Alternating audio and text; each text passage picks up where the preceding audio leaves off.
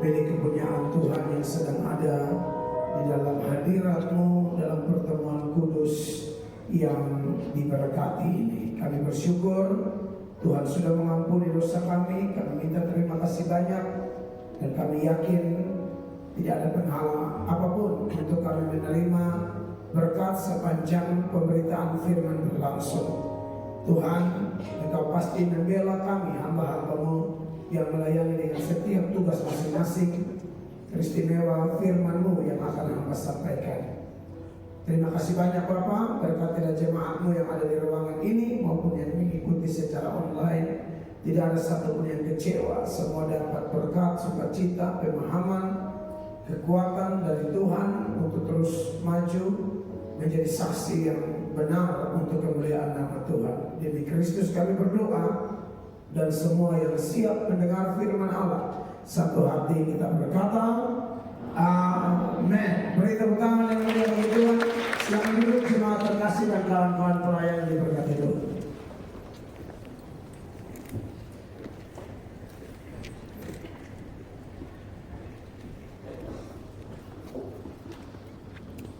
Puji Tuhan, salam. Jemaat yang diberkati Tuhan, pembacaan firman Allah bagi kita pada hari ini terpilih dari Ibrani 13 ayatnya yang ke-8. Ibrani 13 ayat 8, perhatikan ayat ini, dan kita akan baca bersama dalam hitungan ketiga, 1, 2, dan 3. Yesus Kristus tetap sama, baik kemarin maupun hari ini dan sampai selama-lamanya. Tepuk tangan buat firman Tuhan yang luar biasa.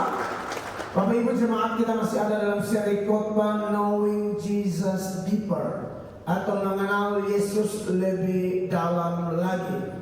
Minggu lalu kita sudah belajar sama-sama seputaran mengenal Yesus, dan saya berharap bahwa semua jemaat yang sungguh-sungguh membuka hati, betul-betul menangkap pesan-pesan Tuhan, dan pesan Tuhan seputaran mengenal Yesus lebih dalam menjelang kedatangan Tuhan yang kedua kali, di mana semua nubuatan untuk menuju ke sana satu persatu sudah digenapi dan sedang digenapi dan akan tergenapi secara sempurna.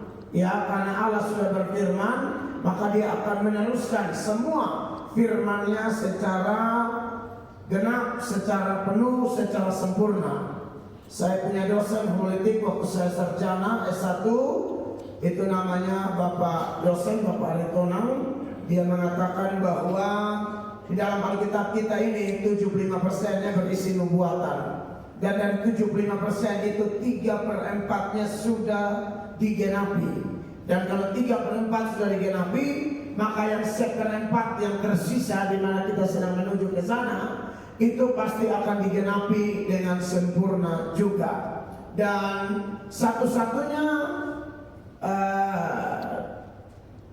kehidupan yang betul-betul berkenan kepada Tuhan menjelang kedatangan Yesus yang kedua kali adalah pengenalan akan Yesus yang lebih dalam lagi.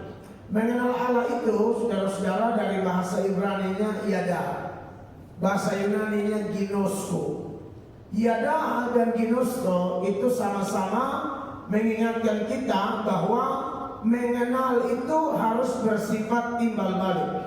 Tidak boleh klaim sepihak atau pengakuan sepihak. Aku kenal dia, aku kenal dia, aku kenal dia. Tapi masalahnya, dia kenal aku atau tidak? Sebab kalau hanya SKSD, sok kenal, sok dekat, semua orang bisa bilang begitu, saudara-saudara. Nah, maka dari itu kekasih Tuhan, kenal itu harus timbal balik. Makanya Paulus kepada jemaat di Galatia, dalam Galatia pasal 4, mulai ayat 8, Rasul Paulus bilang begini, dahulu ketika kamu tidak mengenal Allah, kamu memperhambakan diri kepada Allah-Allah yang pada hakikatnya bukan Allah. Tapi ayat 9, sama-sama 2-3, tetapi sekarang sesudah kamu mengenal Allah, atau lebih baik, sesudah kamu dikenal Allah, Bagaimanakah kamu berbalik lagi kepada roh-roh dunia yang lemah dan miskin dan mau mulai memperhambakan diri lagi kepadanya? Jadi ayat ini mengatakan sesudah kamu mengenal Allah, atau lebih baik sesudah kamu dikenal Allah. Iada atau ginosko itu arti yang paling tepat itu seperti orang married, orang menikah. Nah kalau orang menikah itu kan tidak ada yang tersembunyi. Saya kalau konseling pranikah mau menuju nikah, saya selalu ingatkan tentang pada waktu Adam dan Hawa ketemu tuh Alkitab berkata mereka telanjang. Dan saya sebarkan dalam konteks sekarang, telanjang itu artinya transparan, tidak ada yang disembunyikan. Yang namanya sudah mau menikah, apalagi sudah menjalani pernikahan, segala sesuatu saling baku tahu, saling kenal. Ya. Nah hubungan kita dengan Tuhan juga harus begitu. Dan bukan hanya menikah, mungkin persahabatan yang lebih dalam juga bisa menjadi contoh tentang hubungan yang memakai kata iada dan ginosko itu. Ada orang pernah, mungkin dia suka hiperbola saja, bahasa dia suka melebih-lebihkan. Dia bilang dia kenal saya. Untuk mempertegas bahwa dia kenal saya, dia bilang sama ini orang, saya dengan Pamela tuh makan 1 sendok. Anda bisa bayangkan. Saya dengan satu istri itu pernah bersuap, tapi jarang. Dan saya hanya bersuap dengan istri saya dong. Gimana sih? Masa sesama ini ngomong ya kan ngomong. Sesama baraya bersuap itu kan udah kiamat. Terus sampai sekarang mesti berbunyi ya kan. Jadi dia bilang, dia mau gambarkan itu orang bahwa kami kenal. Dia maksud mungkin makan 1 piring. Itu pun tidak pernah sebenarnya ya. Saya makan 1 piring 2 orang baru saya tidak akan kenyang. Tapi dia punya 1 sendok itu tidak masuk saya ke otak sama sekali. Karena aku kotor ini bersuap 1 sendok. Begitu. Jadi menurut saya ini sudah agak berlebihan. Padahal dia masuk memang kenal, hanya dia pakai istilahnya kalau over. Nah, saudara-saudara yang diberkati oleh Tuhan Yesus, jadi saya berharap bahwa seri khotbah ini menolong kita untuk semakin mengenal Tuhan, karena kita tidak bisa ngaku aku kenal, dan ujung-ujung Tuhan tidak kenal kita.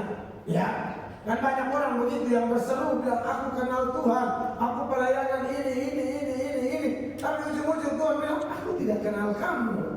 Makanya di Matius 7 itu ayat 23, ketika mereka memberi laporan pelayanan seolah-olah mereka dekat sekali dengan Yesus, Yesus berkata pada waktu itulah aku akan berterus terang kepada mereka dan berkata aku tidak pernah mengenal kamu. Mereka yang memberi laporan pelayanan, mereka sangka mereka kenal Allah, tapi Allah bilang aku tidak pernah kenal kamu. Yesus bilang aku tidak pernah kenal kamu. Dari mana kau ngaku-ngaku kenal saya? Saya tidak kenal kamu. Wah, itu malunya luar biasa. Beda dengan anak-anak Tuhan yang mengalami kenal mengenal iada ginosko dengan Tuhan Allah itu, tanpa mereka omong-omong kayak begini pun Tuhan sendiri yang mengakui mereka. Oh iya, ini kamu nih, waktu aku lapar engkau memberi aku makan, aku haus kamu memberi aku minum, aku telanjang engkau memberi aku pakaian, aku seorang asing, aku di penjara engkau melawat aku. Mereka tidak ngomong apa-apa, tapi Yesus memang kenal siapa milik kepunyaannya, karena hidupnya dalam kasih. Makanya dalam satu ayat, saya tidak siap ayatnya, tiba-tiba saya ingat saja, orang yang mengasihi itu dikenal oleh Allah. Ya, aduh saya tiba-tiba ingat, jadi saya harus cari ayatnya dulu. 1 Korintus pasal 8 ayatnya yang ketiga, sama-sama 1, 2, 3. Tetapi orang yang mengasihi Allah, ia dikenal oleh Allah. Jadi orang-orang yang Tuhan bilang, waktu aku lapar kau beri aku makan, waktu aku haus kau memberi aku minum, segala sesuatu yang kau lakukan bagi orang yang paling miskin ini, paling hina ini, sesungguhnya engkau melakukan untuk aku. Kasih yang kepada Allah dibuktikan kepada orang susah, orang-orang miskin, orang-orang membutuhkan. Orang-orang seperti ini mengasihi Allah, dan itulah salah satu manifestasi terkuat. Kalau orang bilang saya mengasihi Allah, buktikan kepada sesama. Sebab kalau tidak membuktikan itu kepada sesama, omong kosong, kamu pendusta besar. Makanya di 1 Yohanes pasal 4 ayat 20, 1, 2, dan 3 firman Allah berkata, jikalau seorang berkata, aku mengasihi Allah, dan ia membenci saudaranya, maka apa? Ia adalah pendusta, saudara-saudara. Karena barang siapa tidak mengasihi saudaranya yang dilihatnya, tidak mungkin mengasihi Allah yang tidak dilihatnya. Allah itu roh, roh itu goib, goib itu tidak bisa dilihat. Orang susah ada di depan matamu, tetanggamu atau siapapun yang jelas-jelas membutuhkan, tapi kau tidak pernah tergerak. Dari mana kamu bilang kamu mengasihi Allah? Kamu pendusta. Kira-kira begitu. Jadi saudara-saudara, memang belajar firman ini goalnya adalah prakteknya. Belajar firman semakin mengenal Allah, goalnya adalah perilaku. Goalnya adalah tindakan-tindakan nyata. Maka tidak bisa ngaku-ngaku kenal Allah padahal no action talk only. Bagi seksi, banyak bicara sedikit aksi. Kita harus action. Nah, menarik Bapak Ibu terkasih.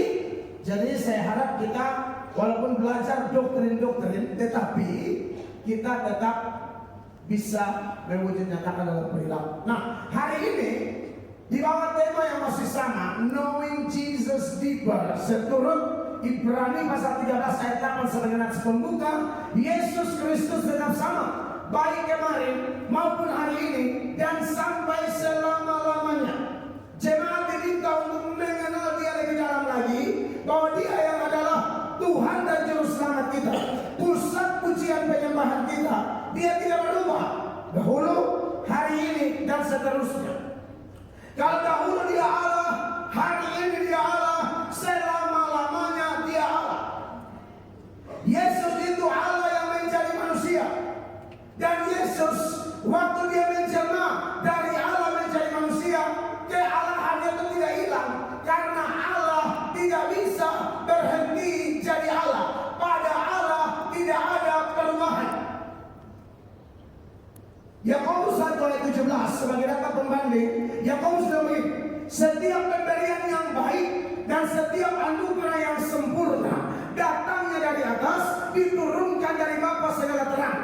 Tentang Allah dia bilang begini, padanya tidak ada perubahan atau bayangan karena pertukaran. Pengertian menjelma dalam pandangan orang tertentu, menjelma mereka definisikan begini, kalau tikus menjelma menjadi kambing, tikusnya hilang karena sudah jadi kambing. Nah, Allah menjelma menjadi manusia tidak begitu. Allah tidak hilang. Allah menjelma jadi manusia bukan nasi jadi bubur, nasinya hilang, sudah jadi bubur. Tidak, Allah menjelma menjadi manusia itu seperti Mel Atok jadi pendeta. Sekarang ini saya pendeta. Jadi kalau saudara lewat ketemu saya, saudara bilang begini, Bapak pendeta, saya sudah tahu, apalagi tangan ke saya. Kita ada 100 pendeta, saya malu. Ada 100 pendeta, Bapak pendeta, kalau saya sengaja lihat tangan, sebut nama. Sebab ini semua dari semua wilayah ada ya. Tapi kalau saya sendiri, selalu Bapak pendeta itu saya. Iya kan? Kau sama Melato, karena pendeta telah ditambahkan kepadaku, tapi Melatonya tidak hilang. Kalau saya tidak jadi pendeta lagi, kependetaan ini dicabut oleh sinode, Melato tidak hilang. Yesus Allah jadi manusia seperti itu, kemanusiaannya yang ditambahkan kepada kealahannya. Itu doktrin menjelma. Supaya kita jangan bilang, oh Yesus menjelma, dia berhenti jadi Allah. Allah tidak bisa berhenti jadi Allah. Kalau Allah berhenti jadi Allah, itu bukan Allah namanya. Nah, kalau Allah tidak bisa berhenti jadi Allah, maka sifat-sifat Allah, Maha Kuasa, Maha Kasih, dan lain-lain tidak bisa berubah. Contoh tentang kemahakuasaannya, saya sudah bilang, karena dia Maha Kuasa, dia mencipta. Dia bisa mencipta dan tidak ada menjadi ada. Datanya banyak sekali. Yohanes 1 ayat 3, firman Allah berkata dengan jelas, segala sesuatu dijadikan oleh Dia, dan tanpa Dia tidak ada suatu pun yang telah jadi dari segala yang telah dijadikan. Hanya saja ciptaannya ini menolak Dia. Makanya ayat 10 berkata, Ia telah ada dalam dunia dan dunia dijadikan olehnya, tetapi dunia tidak mengenalnya. Padahal siapa pencipta dunia? Yesus. Kenapa dia mencipta? Dia Allah. Karena dia Allah, dia Maha Kuasa, dia pencipta. Dan dia juga bisa kasih rusak ciptaan ini. Yang dia sudah cipta ini dia bisa bongkar lagi. Makanya saya sudah tunjukkan datanya kepada saudara dalam Ibrani pasal 1 mulai ayat 9. Dikatakan demikian. Ini tentang Yesus ya. Engkau mencintai keadilan dan membenci kefasikan. Sebab itu Allahmu telah mengurapi engkau dengan minyak sebagai tanda kesukaan, melebihi teman-teman sekutumu. 10. Dan pada mulanya ya Tuhan, engkau telah meletakkan dasar bumi, dan langit adalah buatan tanganmu. Langit adalah buatan tangan Yesus, tapi dia bisa gulungkan lagi di langit. Makanya kita bilang pada waktu kiamat itu dia kasih hancur semua. Nanti baru dia cipta lagi langit baru, bumi baru. Ayat 11. Semuanya itu akan binasa, tetapi engkau tetap ada, dan semuanya itu akan menjadi usang seperti pakaian. Amin. Dia tidak bisa berubah, ciptaannya bisa berubah, dia tidak bisa. 12. Seperti jubah akan engkau gulungkan mereka, dan seperti persalinan mereka akan diubah, tetapi engkau tetap sama, dan tahun-tahunmu tidak berkesudahan. Yesus tidak berhenti jadi Allah, saudara-saudara. Ini kita terus diingatkan supaya doktrin kita tentang Kristus semakin hari semakin kuat, dan perlu ini dipelajari terus karena mengingat kita manusia ini pelupa, saudara-saudara. Jadi perlu diingatkan. Saya suka tuh kutip orang bilang, kalau tidak salah ya, Adolf Hitler yang menyatakan itu, atau mungkin seseorang yang lain. Dia mengatakan kebohongan yang diulang-ulang itu lama-lama orang bisa percaya sebagai sebuah kebenaran, padahal bohong, hoax, kebohongan, kabar bohong yang diulang. Lama-lama kok jadi biasa ya, kayak benar.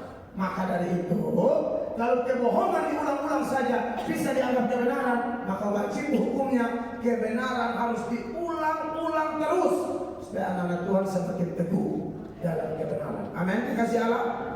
Nah, sifat yang mau saya soroti pada hari ini adalah kekudusan Kristus. Saudara-saudara, kalau dia tidak berubah, maka kekudusannya pun tidak bisa berubah. Maka dari itu, saya akan menyoroti dua bagian besar yang saya catat bagi jemaat pada saat ini. Yang pertama, Yesus Kristus kudus, murni, tak ada cacat celah sama sekali. Saudara, kata kudus itu dari kata Yunani hagios. Hagios itu punya tiga arti. Yang pertama, dipisahkan dari dunia. Yang kedua, dikhususkan bagi Allah. Dan yang ketiga, murni. Nah, kita orang berdosa itu dipisahkan dari dunia. Nah, dikhususkan bagi Allah, iya. Tapi untuk sampai level murni belum. Satu-satunya yang kudus murni adalah Allah. Dan Yesus itu adalah kudus murni tanpa celah. Bisa-bisanya di depan orang-orang Yesus ngomong begini, kalau ada kalian yang bisa kasih tunjuk saya punya dosa apa, silakan om. Silakan. Yohanes 8 ayat 46. Yesus minta supaya orang-orang menilai dirinya, kasih tunjuk di mana dosa. Perhatikan ini ayat. Siapakah di antaramu yang membuktikan bahwa aku berbuat dosa? Sampai di sini. Siapakah di antaramu yang membuktikan bahwa aku berbuat dosa? Saya pernah mendengar pendeta Stephen Tong mengutip ayat ini, dan saya salah satu penjemaat khotbah pendeta Stephen Tong. Karena pengajarannya kuat sekali. Ya, Pasti Gentong bilang, mana ada orang berani ngomong begini? Siapa berani ngomong? Abraham. Di depan semua orang Abraham bilang, semua anda yang ada di sini, tunjukkan di mana dosa. Langsung Sarah saya lihat, beta juga, Bapak. Oh lu jangan. Lu tahu banyak tentang beta. Iya kan? Kalau orang lain mungkin, tapi kalau Sarah, iya ajar Sarah tipu beberapa kali kok. Lu pakai acara tanya bilang, di mana dosaku? Kamu ajar saya tipu kemana-mana, suruh saya bilang, kasih tahu ya kita cuma adik ya saudara. Kamu adik, kamu saudara. Karena waktu itu orang bisa rampas Sarah, karena Sarah cantik. Siapa? Daud pasti tidak berani omongin.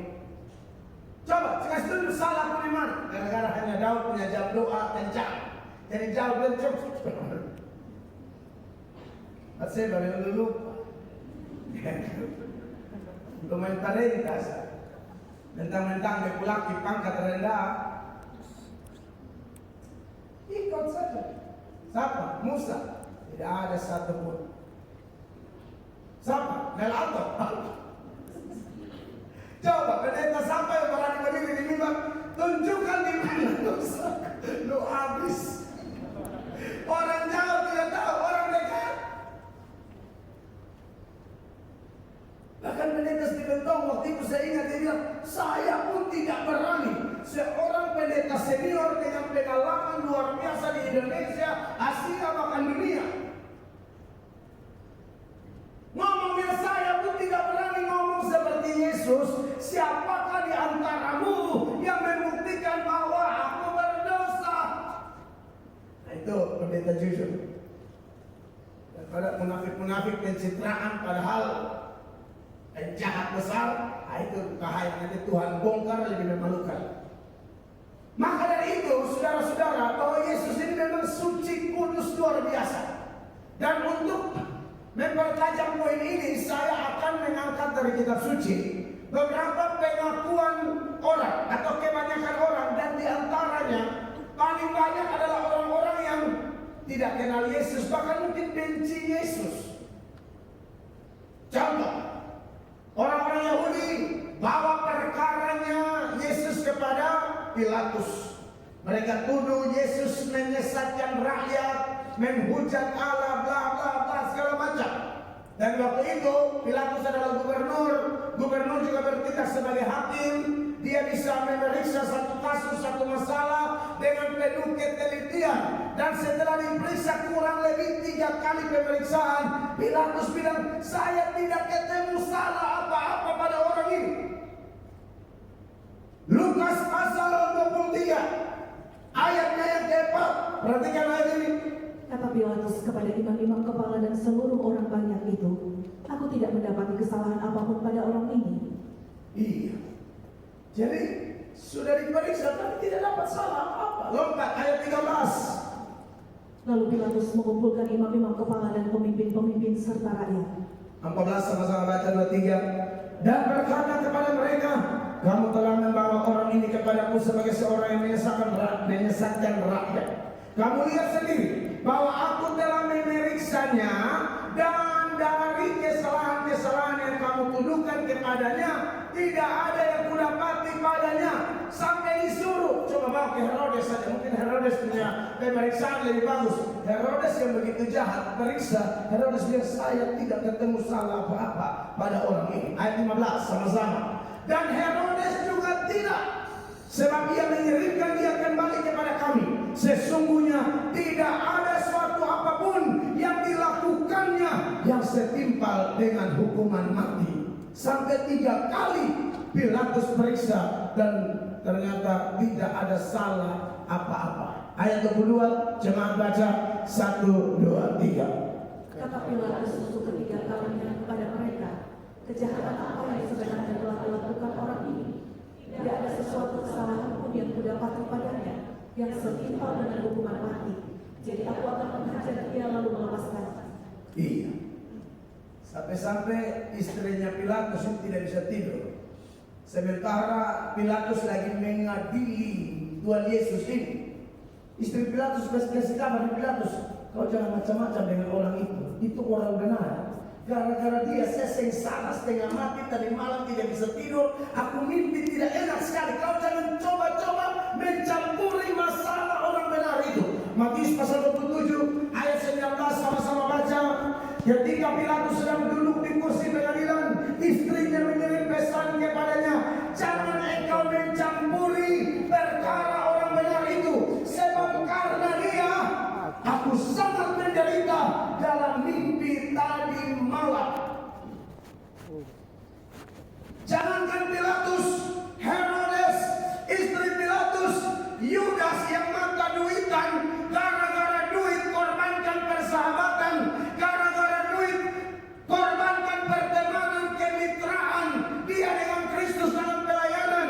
Dia adalah bendahara timnya Yesus, tapi jual Yesus. Tapi setelah dia sadar, dia bilang begini, ini orang tidak salah. Anda lihat, ya udah. Makanya waktu dia menyesal, dia kembalikan itu uang. Ya, gara-gara uang jual Yesus. Sekarang sadar Yesus tidak salah, tidak pernah. Dia sama-sama mana pernah. Saya saudara 4 bulan dengan saya langsung tahu kelemahan saya di mana. Saudara mau 1000 tahun dengan Yesus, engkau tidak akan pernah ketemu kelemahan dan dosa ada padanya, sebab dia tidak berubah dahulu, sekarang sampai selama-lamanya. Dulu dia kudus, sekarang dia kudus, selama-lamanya dia kudus murni, tanpa celah, tanpa dosa. Amin. Makanya Yudas penjahat kalah sepakat, saudara-saudara. Ya, Matius 27 ayat 3. Ya, ini data-data sekitar penyesalan Yudas yang berujung bunuh diri. Tapi dikatakan demikian, saudara-saudara. Pada waktu Yudas yang menyerahkan, dia melihat bahwa Yesus telah dijatuhi hukuman mati, menyesalah dia. Lalu ia mengembalikan uang yang 30 perak itu kepada imam-imam kepala dan tua-tua. 4 jemaat 2-3. Dan berkata, aku telah berdosa karena menyerahkan darah orang yang tak bersalah. Tetapi jawab mereka, apa urusan kami dengan itu? Itu urusanmu sendiri. Yudas bilang, orang ini tidak ada salah. Anda lihat ya, orang yang hati-hati busuk model begini ya, menyadari bahwa Yesus itu kudus, mulia, tidak ada salah. Ya, tapi Yudas sudah terjebak dengan lilitan setan. Setan itu kan begitu Bapak Ibu ya. Kalau dia ajak kita mau masuk dalam rencananya, itu dia akan dukung kita, dia support kita. Ayo, kamu bisa. Tidak apa, tidak ada yang tahu. Istrimu tidak tahu, suamimu tidak tahu, orang tuamu tidak tahu. Ayo, pas saudara masuk, semakin dalam terlilit, terikat, dan saudara rasa ngeri banget keterikatan ini. Saudara mau keluar, langsung aduh bagaimana ini? Setan akan bilang, itu urusanmu. Setan begitu. Waktu ajak seolah-olah dia sahabat terbaik, tapi waktu kita sudah celaka, setan bilang, lu mau mati. Lu mau mampus, itu bukan urusanku, urusan lu sendiri. Beda dengan Tuhan Allah. Kita sudah terjerembab, dia akan tarik kita keluar. Makanya hati-hati saudara yang sedang tanpa sadar sedang dijebak dengan dosa-dosa, bertobat. Nanti saudara sengsara, setan tidak akan bantu kau. Setan dia lu mampus lebih baik, karena itu targetku dari awal, kasih mampus kau. Jadi harus hati-hati ya Bapak Ibu ya, dengan ajakan, bujukan, nasihat-nasihat orang fasik. Ingat nasihat pendeta, ingat nasihat firman Allah. Sebab kalau sudah celaka begini, apa urusan kami dengan itu? Itu urusanmu sendiri. Semakin tertekan tuh, bunuh diri. 5. Maka ia pun melemparkan uang perak itu ke dalam bait suci, lalu pergi dari situ dan menggantung diri. Tidak ada orang bunuh diri masuk surga. Yang kayak di TikTok. Karena sekolah minggu ditanyai, siapa dari 12 rasul yang menjadi rasul favoritmu? Yudas dong. Loh, kok Yudas? Ya, karena kalau Yudas tidak menjual Yesus, kita tidak akan selamat. Jadi dulu sekolah minggu di Amazing Grace, tolong jangan ajar bodoh-bodoh di anak dong ya. Yudas tidak pernah jadi pahlawan ya. Dia tetap penjahat. Itu setan punya anak itu. Ya, skenario Allah tidak mungkin gagal, tapi tidak ada arahan kitab suci. Berterima kasihlah kepada Yudas. Wah, maka semua penjahat, Yudas, Herodes itu saja orang-orang Yahudi yang cuci maki Yesus semua, yang mungkin sampai mati tidak bertobat, mereka semua pahlawan kita? Ya tidak mungkin lah. Ya. Nah, jadi kekasih-kekasih Tuhan, ternyata bahwa sekalipun orang-orang itu jahat sama Yesus, berujung apa? Kesimpulannya apa? Dia tidak ada salah. Itu kepala pasukan Romawi ya, yang menyalibkan Yesus, ujung-ujung juga melihat ini orang benar. Padahal awal mungkin dia yang pimpin, cambuk, tampar, tumbuk, pukul dia. Tapi ujung-ujung dalam Lukas pasal 23 ayat 47, firman Allah berkata, ketika kepala pasukan melihat apa yang terjadi, ia memuliakan Allah, katanya, sungguh orang ini adalah orang benar. Begitu juga dengan penjahat di sebelah Yesus. Matius dan Markus mencatat pada awalnya dua penjahat itu sama-sama menghujat Yesus, tapi kemudian satu bertobat. Maka Lukas hanya mencatat satu saja. Maka yang bertobat ini mulai menyadari, kita dihukum karena kita salah, tapi Yesus ini tidak salah apa-apa. Makanya yang belum bertobat itu masih menghujat. Di Lukas 23 ayat 39, yang bertobat menegur dia demikian. Seorang dari penjahat yang digantung itu menghujat dia, katanya, bukankah engkau adalah Kristus? Selamatkanlah dirimu dan kami. 40 jemaat 23. Tetapi yang seorang menegur dia, katanya, tidakkah engkau takut juga tidak kepada Allah, sedang engkau menerima hukuman yang sama? 41 sama-sama 23. Kita memang selayaknya dihukum, sebab kita menerima balasan yang setimpal dengan perbuatan kita. Tetapi orang ini tidak berbuat sesuatu yang salah. Saudara, sampai di sini memang sebenarnya kalau orang-orang selain Yesus juga orang bisa menilai begini ya. Bisa saja. Saya kenal dua jenderal polisi. Satu orang Kupang, satu bukan orang Kupang. Satu orang NTT, satu bukan NTT. Dua jenderal. Jadi karena saya yang Kupang pasti saya kenal, jadi kita bercakap-cakap dalam sebuah pelayanan di Pulau Bali. Jadi saya cerita tentang jenderal yang satu. Langsung jenderal yang satu bilang, Pak, itu orang terlalu saleh. Saya kawan lama dengan dia, Pak. Dia sangat saleh.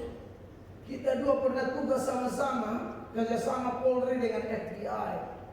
Tugas di US, di Amerika, di New York.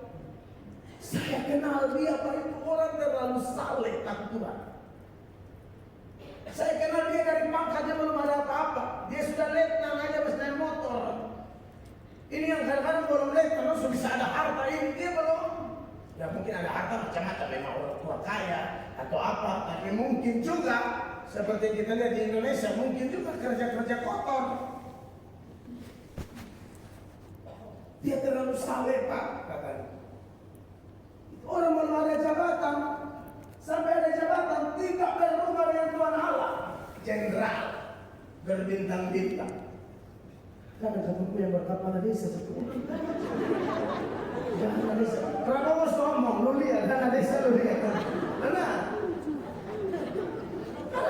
Kepala desa bisa makan pancuri. Jadi apa ini? Jadi camat itu jadi apa? Jadi kepala dinas jadi apa orang begini? Baru kades. Sumakan dana desa.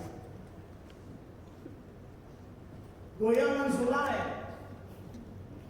Makanya orang kalau berpangkat rendah sehidup sekotor. Ini orang pangkat tinggi rusak-rusak. Pangkat rendah sekotornya utama. Naik pangkatnya lebih jahat. Tapi yang satu bilang ini jenderal saleh.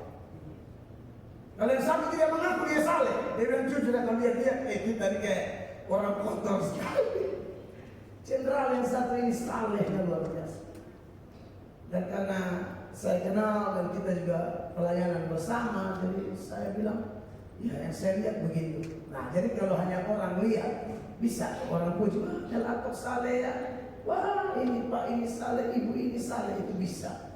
Tapi masalahnya saudara, sesaleh-salehnya kita, itu sepanjang kita tidak buka celah bagi setan. Setan ini membuntuti kita terus. Petrus berkata dalam 1 Petrus 5 ayat yang ke-8 itu, Petrus bilang apa? Sadarlah dan berjaga-jagalah. Lawan musuh iblis berjalan keliling sama seperti singa yang mengaum-aum dan mencari orang yang dapat ditelannya. Nah, sepanjang kita tidak buka celah, orang bisa bilang kita salah, bla bla bla bla.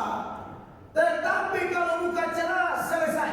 Buka kesempatan, selesai. Makanya di bagian lain Paulus memberi peringatan kepada kita juga dalam Efesus 4 ayat 27. Paulus berkata apa? Dan janganlah beri kesempatan kepada iblis. Bagaimana cara orang beri kesempatan bagi iblis? Katanya sudah bertobat, tidak mau melakukan dosa itu lagi, tapi ada cicik lagi, ada ulang lagi, jatuh di lubang yang sama lagi. Saat itulah Anda dan saya sedang buka pintu atau kesempatan bagi setan. Katakanlah sudah komitmen tidak mau mencuri, kerja mau lurus, ujung-ujung mencuri lagi. Ini bukan celah. 28 bilang apa? Orang yang mencuri janganlah ia mencuri lagi, tetapi baiklah ia bekerja keras dan melakukan pekerjaan yang baik dengan tangannya sendiri, supaya ia dapat membagikan sesuatu kepada orang yang berkekurangan. Iya, kalau tidak bukan celah. Yang biasa kata kotor, kata kasar, maki istri, maki anak, maki suami, maki anak mantu, maki segala macam orang, kata-kata mulut comberan, lalu ulang lagi. Aduh, ini bahaya. 29. Janganlah ada perkataan kotor keluar dari mulutmu, tetapi pakailah perkataan yang baik untuk membangun di mana perlu, supaya mereka yang mendengarnya beroleh kasih karunia. Iya, supaya dalam rumah itu dapat berkat di dalam kata-kata. Kata-kata penuh kasih, penuh anugerah, kata-kata membangun. Ini emosi sedikit cuci mati, emosi sedikit cuci mati, emosi sedikit cuci mati. Jangan, berhenti sudah.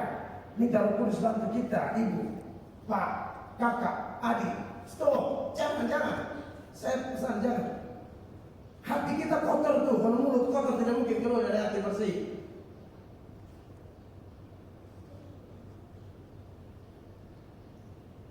Ini contoh-contoh saja kalau buka celah yang begini. Dan janganlah kamu mendukakan Roh Kudus Allah yang telah memeteraikan kamu menjelang hari penyelamatan. Saatnya sama ya, Roh Kudus didukakan, ada celah juga buat setan. Bikin rusak kita, giring kita semakin jauh dari Tuhan. 31 sama-sama baca. Segala kepahitan, kegeraman, kemarahan, pertikaian dan fitnah hendaklah dibuang dari antara kamu. Demikian pula segala kejahatan. Kalau ada orang bikin salah, minta ampun. Karena kita juga orang kotor, kita minta ampun kepada Yesus. Yesus ampuni kita. Maka orang yang bersalah kepada kita, kalau dia minta ampun, tolong ampuni dia. 1, 2, 3. Tetapi hendaklah kamu ramah seorang terhadap yang lain, penuh kasih mesra dan saling mengampuni, sebagaimana Allah di dalam Kristus telah mengampuni kamu. Supaya jangan ada celah buat saya. Kalau sudah ada celah, selesai. Saya kasih contoh, beberapa contoh. Siapapun yang namanya bukan Yesus, pasti bisa ada celah. Jadi waspada di situ. Simon Petrus, ini pengkhotbah besar, rasul yang selalu vokal. Apa-apa dia mau tampil duluan, apa-apa dia mau omong duluan. Yesus jalan di atas air, yang minta jalan di atas air bukan Thomas, dia selalu ngomong dia. Tuhan dia boleh jalan. Dia bisa pikir tes begitu. Dia sudah pasti jalan. Setengah jalan tenggelam, gagal fokus. Petrus itu waktu Tuhan menurut kata orang saya siapa semua omong begini. Tapi sampai ke Petrus dia jawab benar. Dan Tuhan bilang keren, Petrus, Tuhan bekerja dalam dirimu sehingga pengakuanmu benar. Makanya di dalam Matius 16 ayat 15 firman Allah bilang begini. Lalu Yesus bertanya kepada mereka, tetapi apa katamu, siapakah aku ini? 16 jemaat 23. Maka jawab Simon Petrus, engkau adalah Mesias, anak Allah yang hidup. 17 Tuhan bilang siapa yang bekerja dalam dirimu sehingga jawabanmu benar. Kata Yesus kepadanya, berbahagialah engkau Simon bin Yunus, Sebab bukan manusia yang menyatakan itu kepadamu, melainkan Bapakku yang di surga. Karena Tuhan yang pakai kau, jawabanmu benar, maka Tuhan memberi satu penghargaan, apresiasi, ya penilaian, dan Tuhan kasih semacam biar kata rohani, kamu batu karang. 18, 1, 2, 3. Dan aku pun berkata kepadamu, engkau adalah Petrus, dan di atas batu karang ini aku akan mendirikan jemaatku, dan alam maut tidak akan menguasai. Tapi yang namanya Petrus juga manusia kayak kita dan bukan Yesus. Akhirnya buka celah kekasih Allah. Buka celahnya kapan? Di ayat 21 Yesus kasih tahu, saya nanti mau ke Yerusalem, nanti dibunuh, pada hari ketiga saya bangkit dan seterusnya. Baca saudara.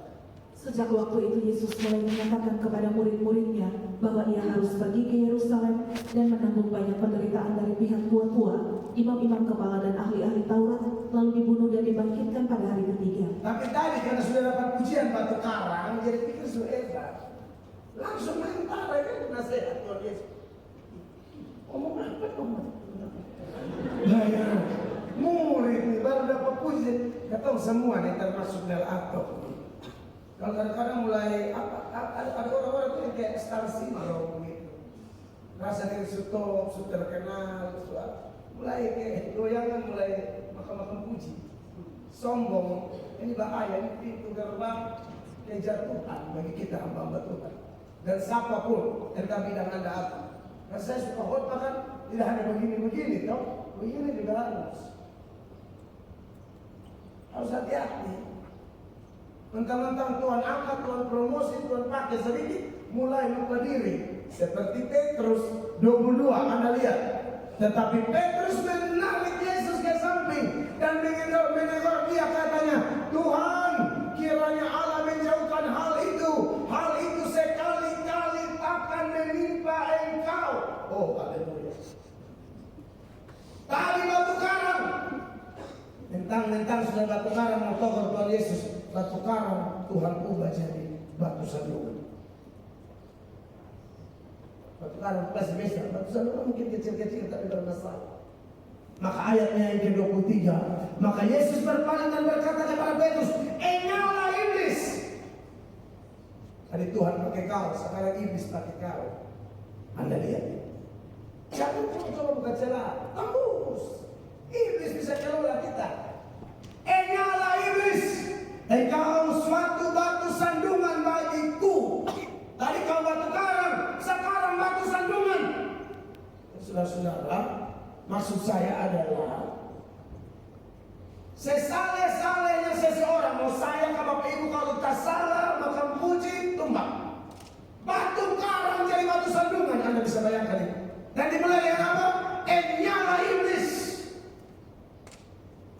Saya belajar teks-teks seperti ini, aduh, jadi takut-takut begitu. Hati-hati, semakin berjaga-jaga, semakin rendah hati dengar masukan jemaat, masukan istri, terutama ya istri. Dan kawan-kawan pelayan lain tidak bisa, kita tidak dengar mereka. Kita tidak hebat. Nah yang model kayak Petrus begini saja, setan, orang kemarin setan karfen. Apalagi katong yang bertobat tidak jelas, hanya pakai ini nama ke tengking-tengking setan sabaran, cari hal. Pada baca di kisah 19, mulai ayat 13, anak-anak sekewa, bapaknya imam tapi anak-anaknya iblis. Sok-sok mau usir setan pakai nama Yesus. Aduh, usir setan demi Yesus, nama Yesus yang diberitakan oleh Paulus. Lalu setan bilang, Paulus beta tahu. Kalau Yesus kita kenal, Paulus hanya tahu, tapi Yesus kita kenal. Yang maha kudus, yang tidak ada cacat celah, tapi lu bisa. Lu yang berapa? Coba tadi ayat 13. Ayat 13. Jemaat, perhatikan. Juga beberapa tukang jampi Yahudi yang berjalan keliling di negeri itu mencoba menyebut nama Tuhan Yesus. Tes. Atas mereka yang kerasukan roh jahat dengan berseru katanya, aku menyumpahi kamu demi nama Yesus yang diberitakan oleh Paulus. Mereka siapa? Mereka yang melakukan hal itu ialah 7 orang anak dari seorang imam kepala Yahudi yang bernama Skewa. Bapak pendeta. Pak pendeta Skewa, Banana. Lalu 15. Tetapi roh jahat itu menjawab, Yesus aku kenal dan Paulus aku ketahui, tetapi kamu siapakah kamu? Lu yang kata kok, dalam nama Yesus, lu ni siapa? Yesus aku kenal, Paulus dia tahu pengkhotbah itu kan. Tapi lu ni timbul tenggelam Senin Kamis ni, sabantar kaya terkurus, sabantar mandi lompor, lu siapa? Hah? Lu datang pakai nama Yesus, lu siapa? Di awal pertobatan saya, ikut saya doakan orang. Jam 3 pagi, satu bapak katanya kerasukan setan. Di ukuran mana tahu cek ini masalah. Ukuran ini gampang ah. OPR ya kan. Jadi beta tuh baru belajar gitu. Jadi itu bukan yang pendoanya, beta hanya tim pendukung pendoa. Ngerti ya, saudara? Ini belakang, ini di balik balik. Serius, beta bukan pendukung, tapi masih belajar. Di situ saya lihat dengan mata kepala pendeta dipermalukan. Sebelum kami datang, saya dengan tim dari Gemit Immanuel Pura. Saya di Gemit Immanuel Pura. Kami datang dengan ibu pendeta Ndun almarhum. Ibu pendeta Ndun sudah meninggal. Tapi sebelum kami datang sudah ada pendeta. Tahu lah cara pengusiran setan. Dia suara desa. Setan ini dia tidak takut dengan suara desa. Setan ini tahu orang. Dia kan untuk kita tiap hari. Saudara di rumah, di luar rumah tuh dia tuntuti. Dia tidak maha tahu, tapi dia mencari tahu pasti tahu. Dia sangat maha tahu. Yang maha tahu itu Tuhan Allah. Saudara pun babelok kiri belok kanan itu setiap hari. Iya kan? Pas ada begini, usir ini bapak begini. Wah, mengambil ini. Serius itu beta kali. Wah, thinking lu selingkuh dan begini kok. Jadi ini penyebab bapak gila. Ini pendeta nih, bapak tangkap basah di pohon pisang. Dan nama serius ini bukan sama menang, ini bukan air. Ada contohnya, tapi kita ikuti gitu loh. Lu dia begini, dia tangkap di pohon pisang, kalau semua tolong hilang dan langsung mengandung hanya bilang bapak dulu. Kita berlutut biasa soal baterai. Dalam nama Yesus, kuasa lu. Doa pelan, saya pelan. Daripada pegar-garkan tapi gatal. Sudah tapi maksud saya ini kisah nyata loh. Beta bisa negara dari. Beta masih ikut dengan Gemit Immanuel Pura. Dan makanya saya percaya pada Roh Kudus cuma ada di gereja karismatik. Saya tidak percaya. Beta cinta di gereja, tapi saya tidak akan pernah mengputuskan gereja. Tepuk tangan dulu yang gereja. Kita mundur. Di mana aja Tuhan bisa pakai? Kalau ada satu orang salah, jangan mengeneralisasi.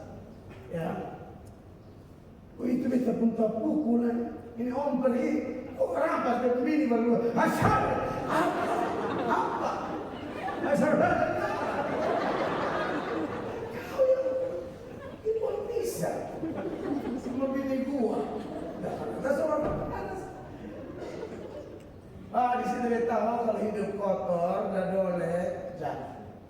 Setan dan Paulus beta. Yesus beta dosa. Maka yang terjadi dia setan Karfes 16. Dan orang yang dirasuk roh jahat itu menerpa mereka dan menggagahi mereka semua dan mengalahkannya sehingga mereka lari dari rumah orang itu dengan telanjang dan luka-luka. Makanya kalau pendeta tukang selingkuh mungkin khotbah dia berani usir setan. Pendeta ada barang-barang gila, lu kali kalau khotbah kita oke, begini sudah. Coba kata kedua kelepasan. Setan bongkar sana. Oh, anak pemain kalau datang mau. Kalau nggak monolog, ini orang harus rasa. Macam aku. Tapi doa, usir setan. Makanya kenapa kami di pelayanan mana yang satu merendahkan diri, ya kita percaya Tuhan kekuatan doa puasa dulu. Kalau ada bikin kesatuan hati, Jangan pergi bawa perpecahan. Tim dengan tim tidak kompak. Setan kata yang datang nih mau penonjolan diri semua nih. Kasih ancur dong. Amin, lebih terkasih. Tapi beda dengan Yesus.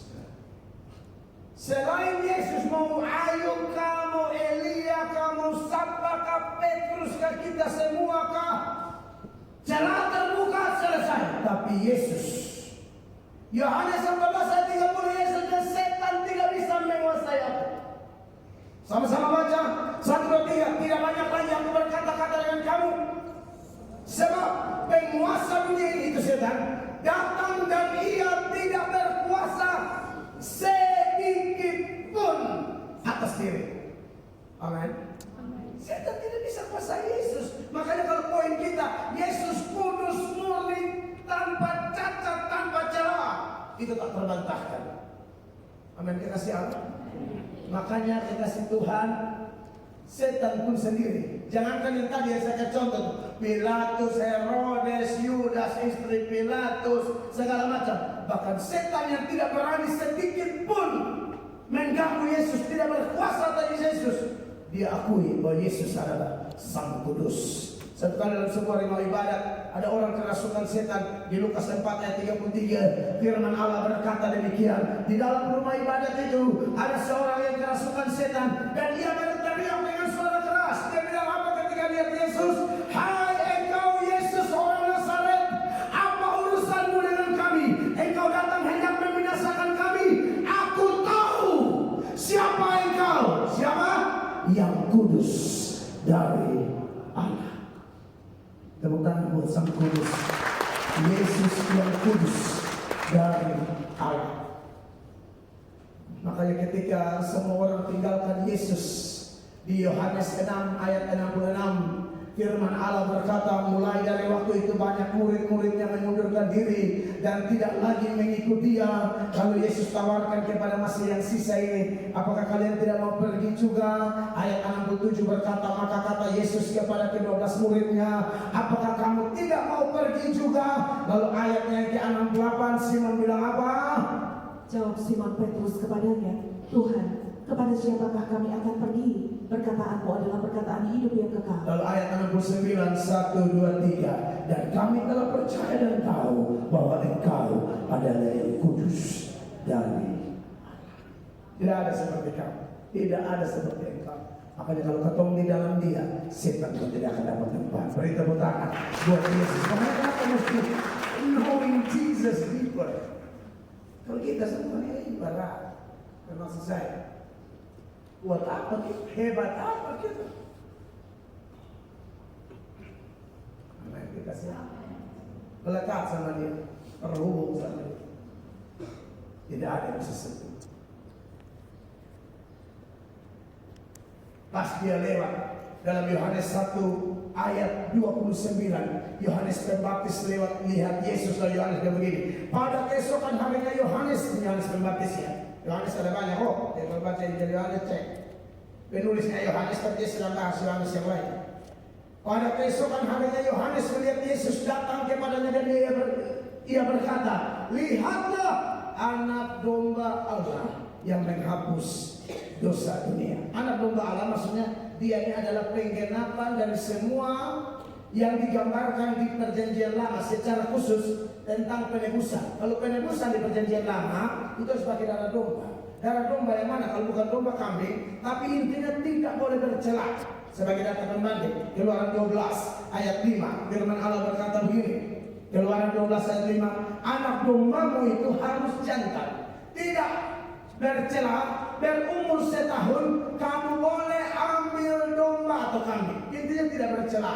Maka Yesus ketika Yohanes bilang dia adalah anak domba Allah yang menghapus dosa dunia, maka dia adalah pribadi yang kudus, yang suci. Karena syarat penebus harus manusia biasa dan harus tidak boleh ada dosa. Kalau ada dosa sedikit saja pada Yesus, dia tidak bisa menebus kita. Dia tidak layak jadi penebus. Tapi faktanya memang tidak ada setitik pun dosa padanya. Amin. Dikasih Allah, darahnya itu darah yang kudus. Makanya Petrus mengingatkan penerima surat Petrus supaya sadar diri. Kita ini dapat warisan kenajisan, warisan kekotoran dari nenek moyang kita, tapi darah Yesus telah menyucikan kita. 1 Petrus 1 ayat 18, firman Allah berkata demikian, sebab kamu tahu bahwa kamu telah ditebus dari cara hidupmu yang sia-sia, betul, yang kamu warisi dari nenek moyangmu itu, Ya. bukan dengan barang yang fana, bukan pula dengan perak atau emas, 19 jemaat baca sama-sama 23, melainkan dengan apa? Darah yang mahal, yaitu darah Kristus, yang sama seperti darah anak domba yang tak bernoda dan tak bercacat. Dan pada waktu Yesus menjadi manusia, dia bisa merasakan kelemahan-kelemahan kita. Dialah imam besar agung, tapi dia tidak sama dengan kita dalam satu hal, yaitu dosa. Makanya Ibrani 4 ayat 15, firman Allah bilang begini, saudara. sebab imam besar yang kita punya bukanlah imam besar yang tidak dapat turut merasakan kelemahan-kelemahan kita. Yes. Sebaliknya, sama dengan kita ia telah dicobai, hanya tidak berbuat dosa.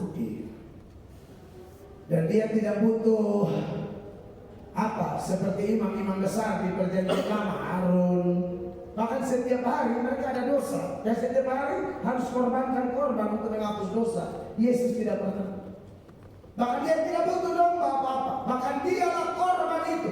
Dan luar biasanya, kalau korban yang dilakukan oleh imam-imam ada yang setiap hari, bahkan ada yang setiap tahun, bagi Yesus tidak. Satu kali dia mati di Golgota, itu berlaku selama-lamanya. Maka siapa yang datang pada Yesus, satu kali yang kami terima, dia tidak akan membuang kamu. Sekalipun setan berusaha menyerang, menghancurkan, merampas kebahagiaanmu, tapi Yesus Immanuel, dia beserta kita. Dia tidak akan tinggalkan kita sedetik pun. Dia senantiasa menjadi pengantara bagi kita. Imam besar seperti ini kita butuh, bukan seperti Harun dan anak-anaknya. Makanya dalam Ibrani 6:25 firman Allah berkata begini. Maksud saya Ibrani 7:25. Karena itu ia sanggup juga menyelamatkan dengan sempurna semua orang yang oleh dia datang kepada Allah, sebab ia hidup senantiasa untuk menjadi pengantara mereka. Ya, jadi saudara kalau ada apa langsung lari ke Yesus ya. Telepon pendeta belakangan dulu. Saya tidak mau saudara saya dari Tuhan Yesus. Jangan telepon saya dulu. Kalau ada berantem suami istri berdoa menangis berdua. Satu telepon masalah sudah habis.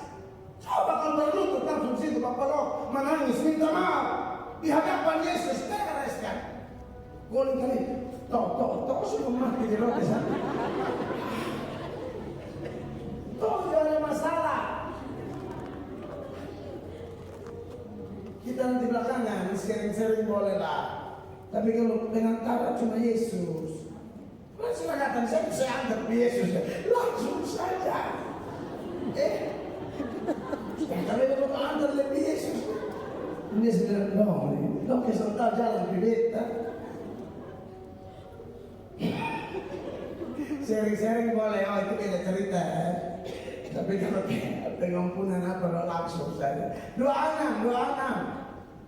Sebab imam besar yang demikianlah yang kita perlukan, yaitu yang saleh, tanpa salah, tanpa noda, yang terpisah dari orang-orang berdosa, dan lebih tinggi daripada tingkat-tingkat surga. 27 sama-sama jemaat 23. Yang tidak seperti imam-imam besar lain, yang apa? Setiap hari harus mempersembahkan korban untuk dosanya sendiri, dan sesudah itu barulah untuk dosa umatnya. Sebab hal itu telah dilakukannya. Yesus melakukannya satu kali untuk selama-lamanya. Kapan?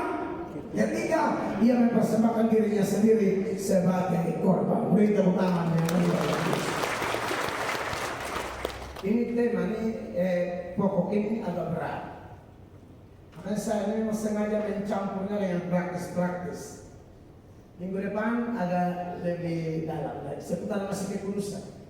Yesus ini tidak bisa berdosa karena memang dia kayak kita bisa jatuh atau tidak. Atau memang dia tidak bisa berdosa. Ada istilah non posse peccare atau posse peccare. Nanti itu minggu depan. Sekarang nanti sudah pusing. Makanya ini sengaja bermain campur-campur ini. Itulah mereka. Kalau mau doktrin, aku ke kuliah. Poin kedua sedikit saja yang sambungan dengan yang depan. Poin kedua. Ada yang bilang, kalau bikin waktu sudah pose bikin soal itu tuh hanya iklannya. Itu tuh, dengar.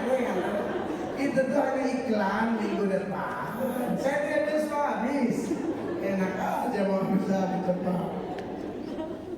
Poin dua ada sedikit ya. Poin kedua saya catat sini, Tuhan Yesus tidak pernah berubah dalam kekudusan, ya.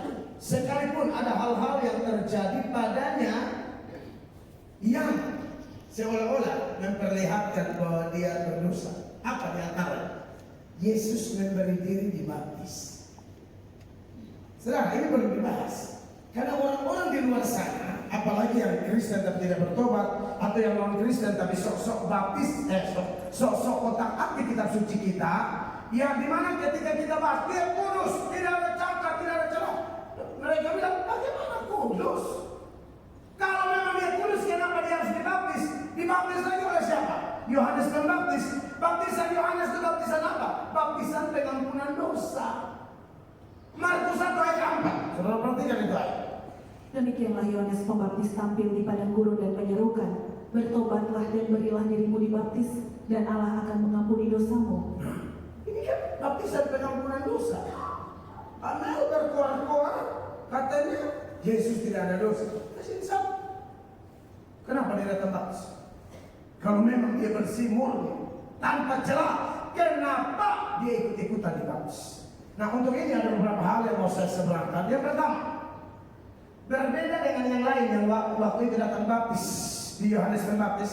Semua yang lain itu baptis waktu datang mengaku dosa. Ya, tapi Yesus tidak. Mari kita lihat. Matius pasal 3 ayat 5. Seluruh Yudea dan seterusnya datang baptis. Maka datanglah kepadanya penduduk dari Yerusalem, dari seluruh Yudea dan dari seluruh daerah sekitar Yordan. Ayat 6 kita baca. Lalu sambil mengaku dosanya, mereka dibaptis oleh Yohanes di sungai Yordan. Karena ini baptisan pengampunan dosa. Tapi Yesus dia tidak mengaku dosa. Bahkan Yohanes sampai kaget, aku mau baptis, harusnya aku yang kamu baptis. Kalau aku berdosa, kan kamu tidak. Kira-kira begitu. Mari kita lihat ayatnya yang ke-13 dari Matius 3. Maka datanglah Yesus dari Galilea ke Yordan kepada Yohanes untuk dibaptis olehnya. Lalu ayat 14. Tetapi Yohanes mencegah dia, katanya, akulah yang perlu dibaptis olehmu, dan engkau yang datang kepadaku. Iya, yang tidak berdosa itu kamu, Tuhanku. Aku ini biar baptis orang, tapi aku layak dibaptis oleh kamu. Tapi untuk menjelaskan kepada Yohanes seputaran keberatannya Yohanes, Tuhan Yesus bilang begini di ayat 15. Lalu Yesus menjawab, katanya kepadanya, biarlah hal itu terjadi, karena demikianlah sepatutnya kita menggenapkan seluruh kehendak Allah. Iya. Dan Yohanes pun menurutinya. Kita menggenapkan seluruh kehendak Allah. Dari NIV dia pakai kalimat to fulfill all righteousness. Untuk menggenapkan seluruh kebenaran. Jadi ada skenario yang harus kita ikuti. Bukan untuk karena saya berdosa. Kan Yohanes sudah keberatan, aku bisa baptis Yesus. Sudah lupa pemerintah. Jadi bukan karena dia berdosa. Amin. Yang berikut, yang terakhir, Yesus marah. Dan marahnya ini kadang-kadang kata-kata kasar. Abi baru bilang kata jamaah kita, tapi Yesus punya kata-kata ini kadang-kadang masa tidak berdosa itu. Kepada Petrus saja bilang apa? Hei iblis, geser. Bukan orang, setan. Kepada itu Farisi dia bilang apa? Hei, turunan ular. Yang Bapak dengar kemana tuh? Yesus itu turunan ular. Woi ular. Ada yang Bapak pegang kontrol pos. Matius 12 ayat 36. Serius saudara lihat. Hai kamu keturunan ular beludak. Bagaimana sampai situ? Supaya jangan terlalu panjang, kita mau inti masalah. Yesus bilang, Masang ini Farisi turunan ular. kepada jumlah yang lebih banyak dari Yesus dan kalian ini ular-ular. Matius 23 ayatnya yang ke 33, sama-sama baca 23. Hai kamu ular-ular, hai kamu keturunan ular beludak, bagaimana mungkin kamu dapat meluputkan diri dari hukuman neraka? Dengar sedap, tapi tetap dia kudus, tidak berdosa. Walaupun dia berkata-kata pada begitu. Farisi ini mau takut-takutin Yesus dengan Herodes. Herodes mau bunuh lu. Yesus dia kasih tahu itu serigala. Kasih tahu dia. Bukan atas salah orang. Hamba tuh teladang yang sentuh Yesus dia jangan mati-mati angin. Lukas 13, 31, 32. Pada waktu itu datanglah beberapa orang Farisi dan berkata kepada Yesus, "Pergilah, tinggalkanlah tempat ini karena Herodes hendak membunuh engkau." Yesus bilang apa di 32? Jawab Yesus kepada mereka, "Pergilah dan katakanlah kepada si serigala itu." Ini raja Israel serigala dia. Nah kalau Yesus ngomong begini nih, sebenarnya ini saudara ini ayat-ayat deskriptif ya, menggambarkan ini bukan rumus. Jadi yang pakai takut ulang kita salah, ulang. Tidak ada ayat ini. Kalau tidak dijelaskan ini masalah dalam rumah. Ini deskriptif. Tidak bersifat rumus. Tidak kan jelas, tidak mungkin firman Allah kontradiksi kan. Ada rumus yang jelas, jangan keluarkan kata kotor. Itu sifatnya rumus. Ini sifatnya cerita. Dan yang melakukan ini Yesus. Yesus kalau memakai binatang-binatang, misalnya kita disebut domba, jangan pikir kita tuh kaki ampan maka rumput. Karakteristik. Kalau Yesus bilang Herodes serigala, ini orang jahat. Yesus kalau bilang Farisi itu ular beludak, itu tukang tipu, munafik. Karakteristik. Tapi saya tidak sarankan ya sebelum saya mesti video asal di rumah, semua pukul di rumah. Jangan ada ya. Tetap panggil dengan manjakan dan lain sebagainya ya. Jangan jorok. Dia bolak-balik ke meja-meja di bait Allah dan lain sebagainya. Dan firman Allah mengajarkan kalau karena berdosa lalu kita marah, ya itu salah. Tapi marah terhadap dosa itu justru bagus. Kalau ada kebengkokan, ketidakadilan, ada kepalsuan, ada tipu-tipu, lalu kita marah, itu dibenarkan. Tapi marah pun harus hati-hati, jangan sampai menjadi dosa. Ya, sebagai penutup, Efesus 6 ayat 26, Efesus 4 ayat 26 firman Allah berkata, Efesus 4 ayat 26, 23, apabila kamu menjadi marah, janganlah kamu berbuat dosa, janganlah matahari terbenam sebelum panen amarah. Jadi ada marah yang tidak berdosa, namanya marah kudus, dan itu pasti karena pimpinan Roh Kudus. Percayalah, orang yang tinggal dengan Yesus, dia akan dibentuk dari waktu ke waktu menjadi serupa dengan Kristus. Saya selesai, beri tepuk tangan yang meriah bagi Tuhan. Sampai jumpa minggu depan dalam pembahasan selanjutnya. Mari kita berdiri, jemaat terkasih Tuhan. Baik. Dan terima kasih kepada Tuhan kami. Buat waktu terbaik kami ada dalam hadirat Tuhan. Terima kasih atas perkenanan Tuhan atas hidup kami semua. Kami boleh ada dalam pujian penyembahan, rasa kagum, bangga, syukur kami kepada Tuhan didasari oleh sebuah pengenalan yang benar kepada Tuhan Yesus Kristus.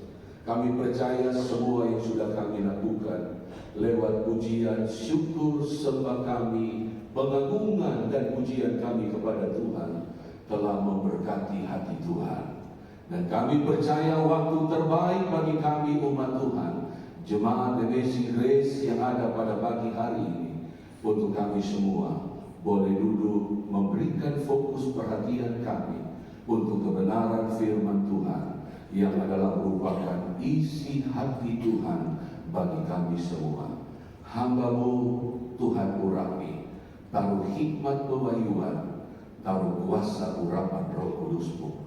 Kami berdoa mengucap syukur buat kebenaran firman Tuhan yang akan kami terima pagi hari ini dalam nama Tuhan Yesus Kristus. Haleluya. Amin. Silakan duduk Bapak Ibu.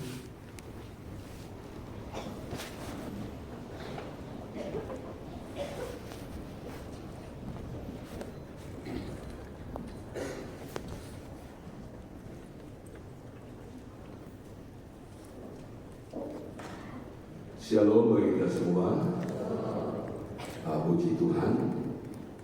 Pertama-tama saya mengucap syukur kepada Tuhan Yesus Kristus, Kepala Gereja Gembala Agung kita, melalui sahabat teman baik Bapak Gembala di tempat ini dan Ibu Gembala, Bapak Pendeta Melato dan Ibu, yang telah mempercayakan saya untuk berdiri di mimbar ini untuk kesekian kalinya.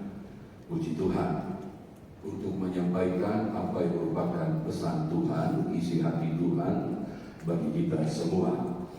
Puji Tuhan, saya ditelepon oleh Bapak Gembala langsung saat beliau ada di Amerika, ya, untuk meminta saya bisa mengisi jam ibadah di jam kedua di tempat ini. Dan dengan segala hormat saya mengiyakan menerima pelayanan yang ada.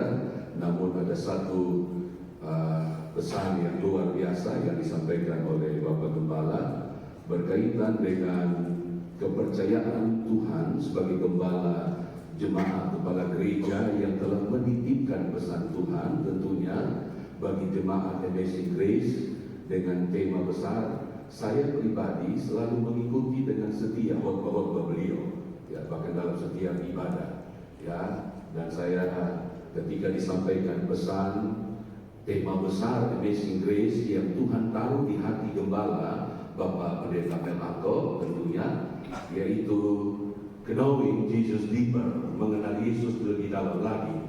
Saya bilang, wah, ini satu tema yang luar biasa. Kenapa bebannya berat, Bapak Ibu? Kalau hanya untuk bicara menyenangkan jemaat, itu sudah makanan semua pengkhotbah. Kenapa berat dengan tema Knowing Jesus Deeper?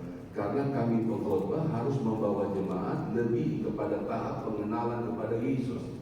Persoalannya, kami sendiri pengkhotbah ini mengenal Yesus lebih dalam tidak? Itu persoalannya. Ya, sama ketika kami ajak jemaat mari menyembah Tuhan. Nah, secara pribadi kami sendiri adalah penyembah-penyembah Tuhan atau tidak? Menikmati itu atau tidak? Puji Tuhan. Baik, terima kasih kepada Bapak Pendeta Melato dan juga tentunya Ibu dan pelayan Bapak Pendeta Angkinai. Baik, puji Tuhan. Tema besar yang diberikan adalah mengenal Yesus lebih dalam lagi, ya. Dan pada pagi hari ini saya mengajak kita untuk sama-sama tentunya belajar dan melihat dari kebenaran firman Tuhan. Saya mengajak kita membuka di dalam Injil Yohanes pasal pertama. Injil Yohanes pasal pertama ayat 38 sampai ayat 42. Saya akan bacakan ayat-ayat ini, jemaat Tuhan dapat mengikuti, ya. Injil Yohanes pasal pertama ayat 38 sampai ayat 42. Demikian bunyi firman Tuhan. Tetapi Yesus menoleh ke belakang. Ia melihat bahwa mereka mengikuti Dia, lalu berkata kepada mereka, "Apakah yang kamu cari?" Kata mereka kepadanya, kepada Yesus, "Rabi," artinya guru, "di manakah engkau tinggal?" Ia berkata kepada mereka, "Marilah dan kamu akan melihatnya." Mereka pun datang dan melihat di mana Ia tinggal. Dan hari itu mereka tinggal bersama-sama dengan Dia. Waktu itu kira-kira pukul 4. Salah seorang dari keduanya yang mendengar perkataan Yohanes lalu mengikuti Yesus adalah Andreas, saudara Simon Petrus. Andreas mula-mula bertemu dengan Simon saudaranya, dan ia berkata kepadanya, "Kami telah menemukan Mesias," artinya Kristus. Ia membawanya kepada Yesus. Yesus memandang dia dan berkata, "Engkau Simon, anak Yohanes, engkau akan dinamakan Kefas," artinya Petrus. Puji Tuhan. Dari ayat firman Tuhan dalam Injil Yohanes pasal pertama ayat 38 sampai 42, kita akan melihat satu tuntunan firman Tuhan yang mengarahkan kita dalam satu tema, Knowing Jesus Deeper, mengenal Yesus lebih dalam. Nah, kita melihat contoh orang-orang secara khusus adalah murid Yohanes. Dua orang murid Yohanes yang bagaimana kemudian mereka punya satu kerinduan untuk mau hidup tinggal bersama Yesus dan kemudian mengenal Yesus lebih dalam. Mereka ini adalah dua orang murid Yohanes. Nah, Bapak Ibu, kita melihat di sini bahwa memang untuk mengenal Yesus lebih dalam, ini bukan perkara mudah. Ya. Bukan semudah kita membalikkan telapak tangan. Ada banyak tantangan, ada banyak kesulitan, ada banyak rintangan. Ya. Baik itu dari diri kita sendiri, terlebih mungkin lingkungan di mana kita berada. Nah, saya ingin memulai dengan berkata begini. Mengenal orang penting atau orang besar merupakan sebuah berkat yang luar biasa. Sebab tentunya apa yang kita inginkan, apa yang kita rencanakan, apa yang hendak kita lakukan pasti dijamin aman dan terlaksana tanpa membutuhkan waktu yang lama. Contohnya, kalau kita memiliki hubungan yang baik, mengenal orang penting yang bahasa kita orang dalam, ya, di pemerintahan atau instansi tertentu, maka otomatis akan sedikit banyak membuat kita mudah, ya, semua urusan, semua bisnis, pekerjaan kita pasti berjalan dengan lancar, seakan tidak ada hambatan yang terlalu berarti. Tapi muncul pertanyaan bagi kita pagi hari ini, itu kalau kita mengenal orang penting, kita mengenal orang besar atau bahasa orang dalam, memudahkan semua urusan itu. Saya bisa berkata itu karena saya mengalami hal itu. Nah, pertanyaan muncul bagi kita, bagaimana dengan hubungan spiritual kita? Ya, bicara hubungan spiritual ini adalah hubungan kita dengan Tuhan. Apakah hal yang sama berlaku dalam iman kita kepada Tuhan Yesus Kristus atau tidak? Tidak berlambat-lambat saya ingin kita sepakat bahwa satu-satunya berkat yang terbesar dalam hidup kita orang percaya adalah ketika kita mengenal Yesus, menerima Dia sebagai Tuhan dan Juru Selamat kita. Amin. Mengenal Yesus itu sesuatu yang luar biasa. Ya. Karena ketika kita menerima Yesus sebagai Tuhan, sebagai Juru Selamat, melalui iman yang dikaruniakan oleh Yesus kepada saya dan saudara, karena keselamatan kita bisa beriman pada Yesus, itu kasih karunia. Itu sebuah anugerah, bukan karena upaya kerja keras kita, tidak.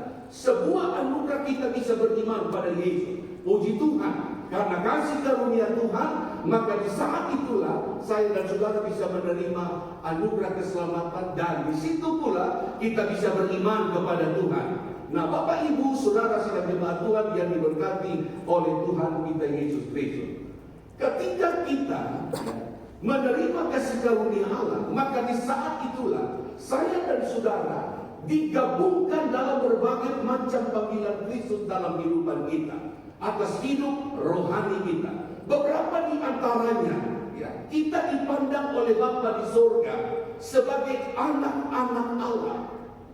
Kemudian Alkitab menyebut kita disebut sebagai hamba-hamba Tuhan. Kita disebut sebagai domba-dombanya Tuhan. Kita disebut sebagai sahabatnya Tuhan. Kita disebut sebagai muridnya Tuhan, dan lain sebagainya. Itulah suatu keuntungan ketika kita menerima kasih karunia Allah, panggilan Yesus Kristus dalam kehidupan saya dan saudara.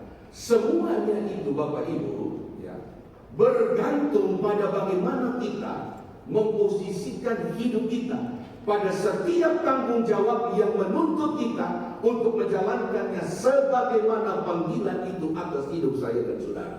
Puji Tuhan. Semua bentuk panggilan Tuhan menentukan kita bagaimana seharusnya kita hidup bagi Yesus. Sebelum terlampau lebih jauh, saya ingin bertanya, apakah kita sudah mengenal Yesus secara pribadi semakin dalam? Dari setiap panggilan Yesus atas hidup saya dan saudara, semua kita akan menjawab, ya, saya sudah mengenal Yesus Kristus secara pribadi. Melalui teks firman Tuhan pada pagi hari ini, saya dalam tuntunan Roh Kudus mengajak kita untuk belajar tentang apa yang menjadi kerinduan Tuhan. Saya waktu dengar dalam percakapan dengan Bapak Gembala, Bapak Pendeta Melato, dengan tema yang besar, saya coba melihat, mengutip video beliau berkhotbah di sini, ya, bahwa Yesus Kristus tetap sama hari ini dan seterusnya, ya, kemarin dan seterusnya, tidak ada perubahan. Ya. Dan di situ saya mendengar luar biasa pemaparan khotbah dari beliau yang ada dan menjadi tema 2025 Jemaat Amazing Grace, intim dengan Yesus, semakin dalam dengan Yesus. Bapak Ibu, ketika saya terima tema ini, saya gumuli, memang berat Bapak Ibu. Ya, memang berat. Beratnya begini, kami hamba-hamba Tuhan ini, saya bicara pribadi saya, ya, terkadang kami sibuk dalam pelayanan. Sibuk dalam pelayanan. Tapi untuk intens hidup duduk di kaki Tuhan ini terkadang menjadi persoalan luar biasa. Ya, kadang-kadang kita mau duduk di kaki Tuhan baru berlutut kita sudah rasa kram. Ya, mau berlutut kita sebentar pikiran kita, aduh buka WA kita jangan ada yang tanya apa, ya proyek ada urusan apa, atau Pak Pendeta mari ada ibadah ucapan syukur, sehingga mengatasnamakan pelayanan Kristus kita lupa melayani Tuhan yang punya pelayanan. Ya, jadi ketika beliau menyampaikan tema ini, saya bilang luar biasa pikiran dan hati Tuhan bagi jemaat Amazing Grace lewat gembala jemaat mengenal Kristus lebih dalam.